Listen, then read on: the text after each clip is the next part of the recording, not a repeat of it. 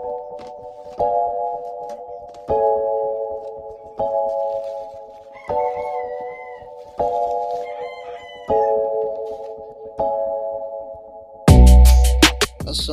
warahmatullahi wabarakatuh. Salam sejahtera untuk kita semuanya. Jumpa lagi teman-teman, masih di sini, masih di Barfield Backyard. Semoga kesehatan, keselamatan, dan kelancaran rezeki senantiasa tercurah dan terlimpah untuk kita semuanya. Di kesempatan yang berbahagia ini kami akan mencoba untuk sharing ataupun berbagi pengalaman pribadi kami tentang bagaimana cara kami mengatasi bubul gantung.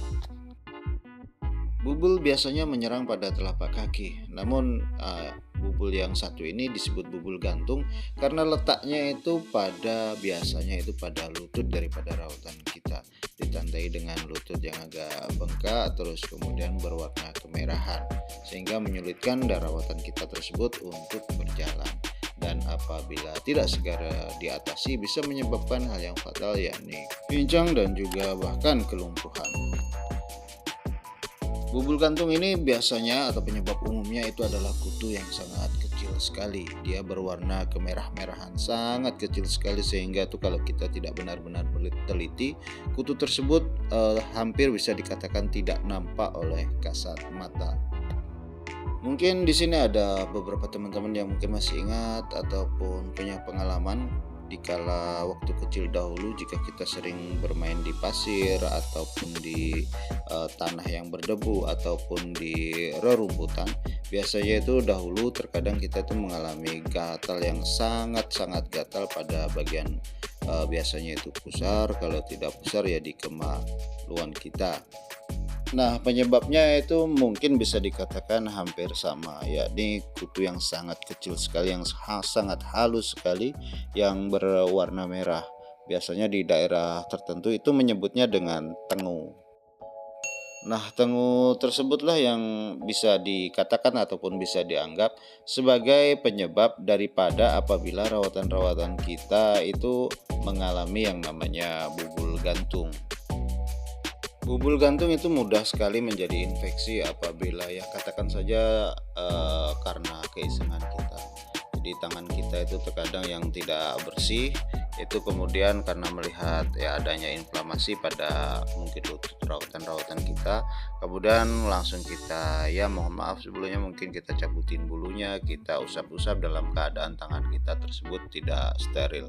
Nah, itulah yang membuat bubul gantung tersebut bisa menjadi terinfeksi dan menjadi semakin parah. Untuk mengatasinya mudah saja, namun sebelumnya tak lupa kami ingatkan kembali, terutama bagi teman-teman yang baru saja bergabung atau baru saja menemukan channel kami ini, jangan lupa untuk klik like dan subscribe serta aktifkan notifikasi loncengnya agar teman-teman bisa selalu senantiasa mendapatkan update video terbaru dari kami dan share apabila dirasa bermanfaat. Jadi untuk mengatasi bubul gantung ini mudah saja ya teman-teman. Jadi kalau kami pribadi itu biasanya itu selalu menggunakan yang simple-simple saja, yang mudah-mudah saja. Jadi kami menggunakan hanya salep Scabimate saja. Salep Scabimate ini cukup mudah sekali kita dapatkan di apotek-apotek terdekat yang ada di sekitar kita.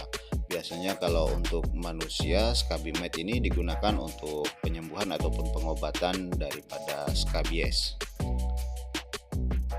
Adapun cara untuk mengatasi bubul gantung ini adalah yang pertama itu teman-teman mandikan terlebih dahulu rawatan teman-teman yang terkena bubul gantung. Dan sebaiknya untuk memandikannya itu menggunakan sampo khusus yang memang digunakan untuk rawatan-rawatan kita. Ambillah contoh itu Zeromite. Ataupun kalau tidak ada Zeromite ini kita bisa menggunakan atau teman-teman bisa menggunakan katakan saja sabun ataupun sampo ataupun apapun itulah yang intinya bisa membuat badan dari rawatan-rawatan kita terutama bulu dan kulitnya itu benar-benar bersih. Setelah kita mandikan sampai benar-benar bersih rawatan kita yang terkena bubul gantung, langkah selanjutnya adalah jemur sampai rawatan kita tersebut bulunya itu benar-benar kering. Setelah dipastikan kering, langkah berikutnya itu adalah kita olesi atau oleskan krim ataupun salep Scabimate pada rawatan-rawatan kita yang terkena bubul gantung. Biasanya itu yakni adalah pada bagian lututnya. Saat mengoleskan krim atau salep Skabimite, pastikan itu merata ke seluruh bagian. Jadi tidak hanya ke bagian yang terkena bubul gantungnya, tapi juga di sekitar daripada bubul gantung tersebut. Hal ini dilakukan sebagai langkah preventif ataupun pencegahan. Karena biasanya bubul gantung itu kalau tidak kita segera obati, itu bisa dia merambat kemana-mana, bahkan bisa sampai ke bagian sayapnya. Penting untuk diingat saat kita mengoleskan salep atau krim Skabimite ini harus benar-benar mengenai kulitnya ya. Jadi tidak hanya bulunya saja, tapi kulitnya itu yang paling utama.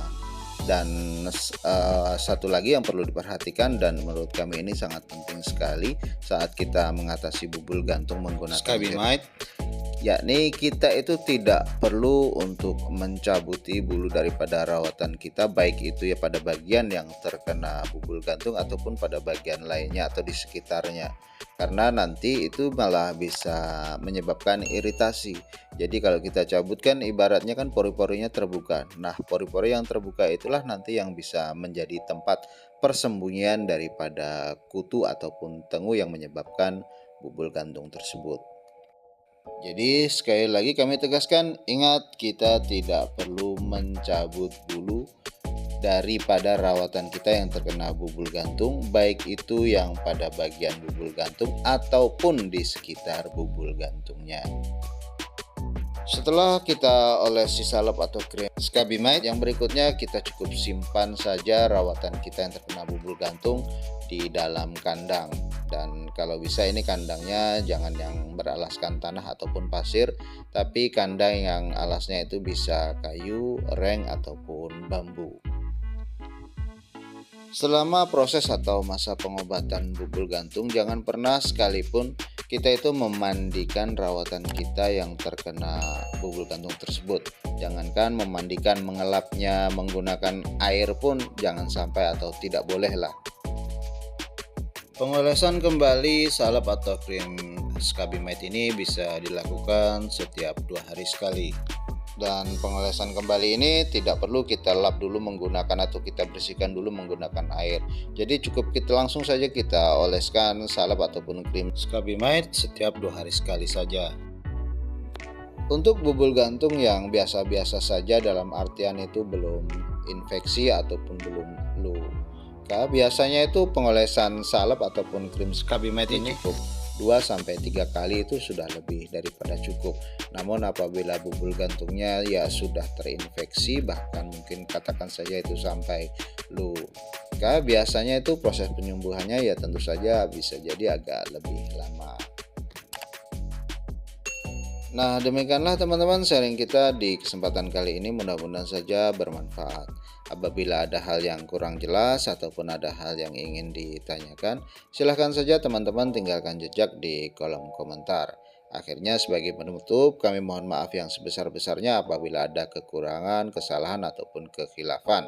Wassalamualaikum warahmatullahi wabarakatuh. Salam sejahtera untuk kita semuanya dan terima kasih.